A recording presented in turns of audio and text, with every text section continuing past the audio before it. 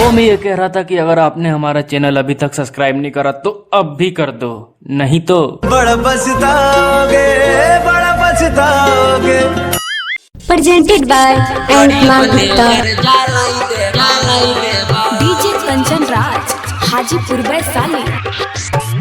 जवाला गाना बजाई देब आबे के छोड़ी ही कमर हिला गे ठुमका लगा। आबे के छोड़ी ही कमर हिला गे ठुमका लगा। जवाला गाना बजाई देब धोरिए प्लेजर जलाई देब। जवाला गाना बजाई देब धोरिए प्लेजर जलाई देब। आबे के छौड़ी ही कमर हिला गे ठुमका लगा। आबे के छौड़ी कमर हिला गे ठुमका लगा। ढोरिया प्लेजर जलाई देब जवाला गाना बजाई देब ढोरिया प्लेजर जलाई देब जवाला गाना बजाई देब।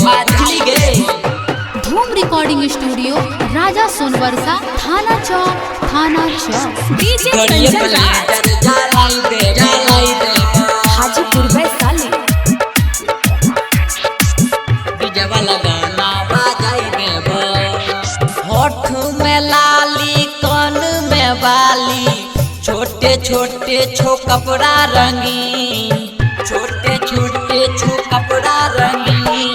होठ में लाली कान में बाली छोटे छोटे छो कपड़ा रंगीन। गोरकी बदनिया जब तोहर देखतो छौड़ा कर ले तो पसीन। आबे गे छौड़ी ही कनखी चला गे मुस्की चला। ढोरिए प्लेजर जलाई देब जवाला गाना बजाई देब। आबे गे छौड़ी ही कमर हिला गे ठुमका लगा। ढोरिए प्लेजर जलाई देब जवाला गाना बजाई देब ढोरिए प्लेजर जलाई देब जवाला गाना बजाई देब।